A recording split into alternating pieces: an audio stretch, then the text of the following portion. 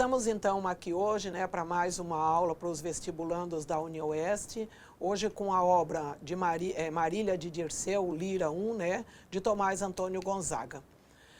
A obra Marília de Dirceu, ela está em um período onde as manifestações artísticas do século XVII vão buscar mais leveza, contrapondo aquilo às formas rígidas do barroco, bem como com toda a insatisfação que vivia naquele período, principalmente pelo absolutismo real.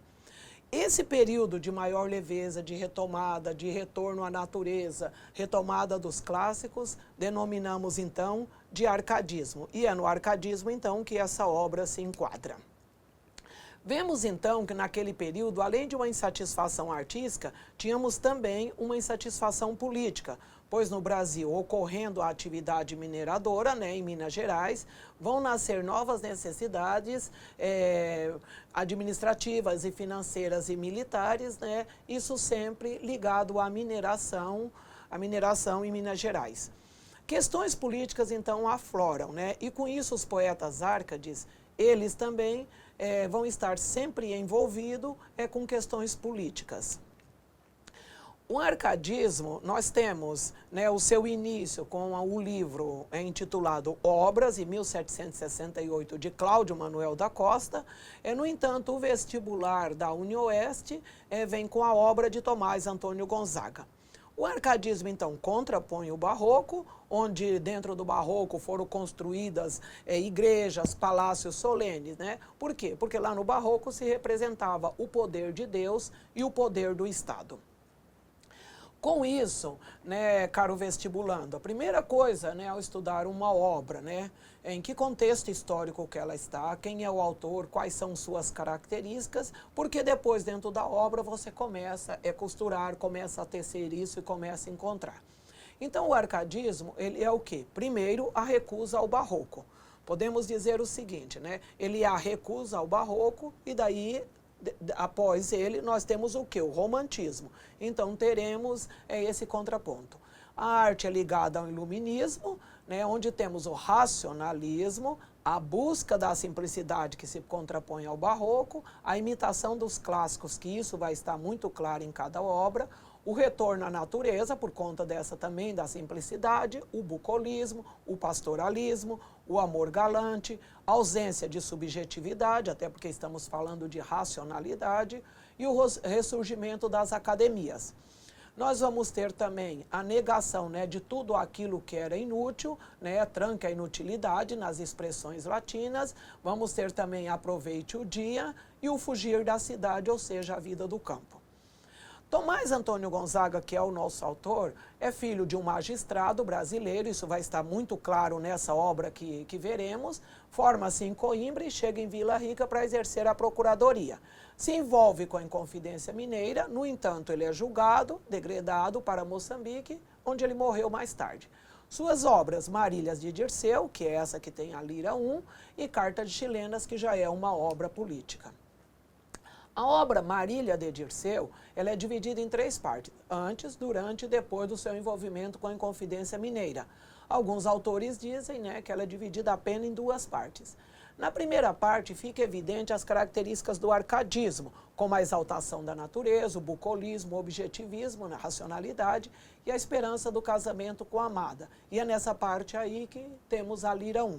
Já nas demais partes tem a tristeza, o lamento e a lembrança do passado. A obra Marília de Dirceu, a parte 1, ela é composta de 23 liras, das quais vamos analisar a Lira 1. É bastante interessante, nesse momento, que o vestibulando pare e dê uma olhada nas métricas dessa lira, né? E também dá uma analisada nas rimas. Nesse caso, as rimas são alternadas e opostas. Depois veremos AB, AB, C, DD e C. Então, vamos à Lira 1. Ele diz o seguinte: eu, Marília, não sou algum vaqueiro que vivo de guardar alheio gado, de tosco trato, de expressão grosseiro, dos frios gelos e dos sóis queimado. Vejamos que aqui O Dirceu, que está falando, né, na verdade, o Tomás Antônio Gonzaga, porque é uma obra da própria vida dele, ele diz o seguinte: eu não sou um vaqueiro qualquer, eu não vivo cuidando de gado dos outros, eu não tenho um trato, eu não tenho um visual, né, grosseiro do frio e do sol que me queima. Ele ainda diz assim: tenho o meu próprio casal, meu próprio sítio e nele eu moro, que me dá vinho, me dá legumes, me dá fruta, me dá azeite, das brancas ovelhinhas eu tiro o leite, e as mais finas lãs que eu me visto. Não são lãs qualquer, são as mais finas lãs. No primeiro verso nós vemos o quê? Nós vemos o retorno à natureza, nós vemos o quê? Onde ele coloca, né, que ele vive ali da natureza, mas ele coloca também os ares burgueses, né, de que ele não é um vaqueiro qualquer.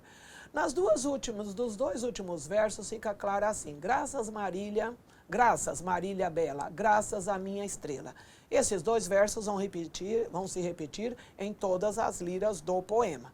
Os 8 primeiros versos, nós temos eles em decassílabos, né? E logo em seguida, nós já temos a outra metrificação no final. A segunda estrofe diz: eu vi o meu semblante numa fonte. Veja, dos anos ainda não está cortado. Então eu me vi em uma fonte, eu ainda estou bem, os anos ainda não cortou o meu rosto, não judiou do meu rosto.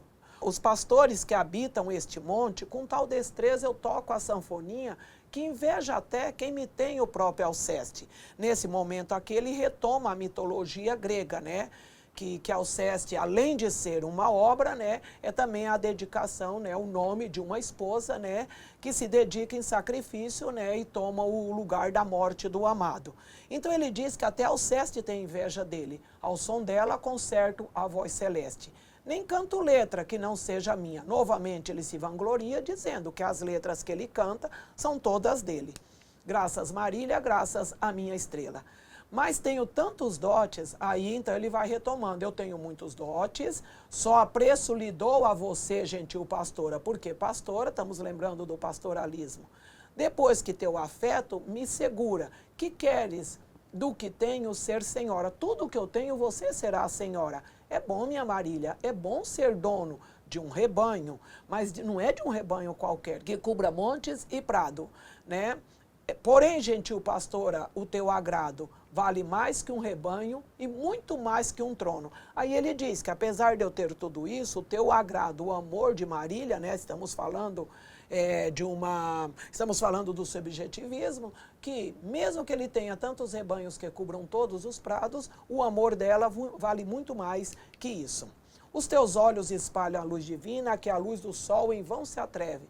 Papoula rosa delicada e fina, te cobre as faces que são da cor da neve. Os teus cabelos são os fios de ouro, teu lindo corpo bálsamo vapora. Ah, não fez o céu, gentil pastora, para a glória de amor igual tesouro. Então ele diz que o céu não conseguiu fazer um tesouro tão bonito quanto Marília, né? Graças Marília Bela, graças à minha estrela. Vestibulando, vá sempre retomando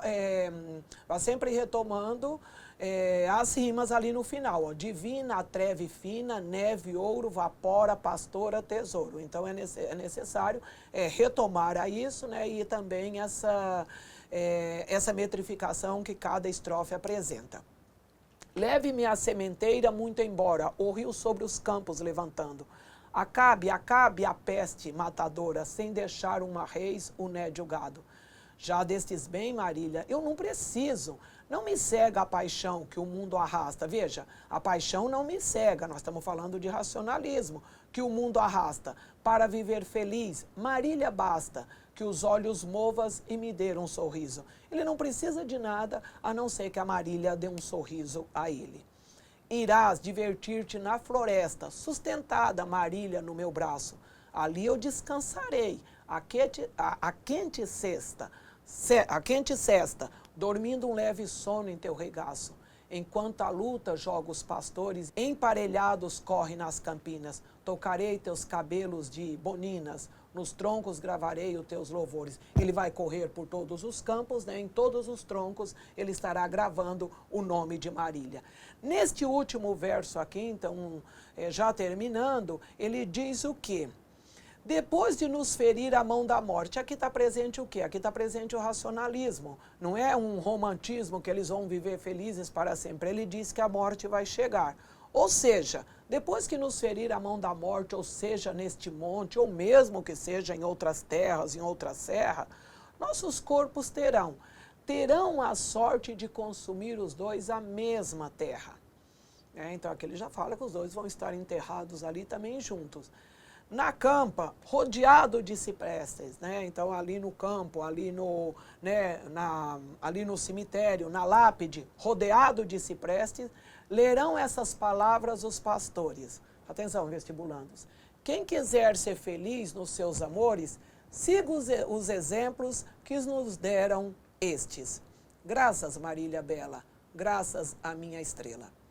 Então, com isso, vemos o início, né, da primeira lira de Tomás Antônio Gonzaga, onde ele faz, na verdade, todo esse louvor à amada, né, com todas as características, né, passadas inicialmente lá no slide 3 ou 4. Bom vestibular a todos, né, e bons estudos.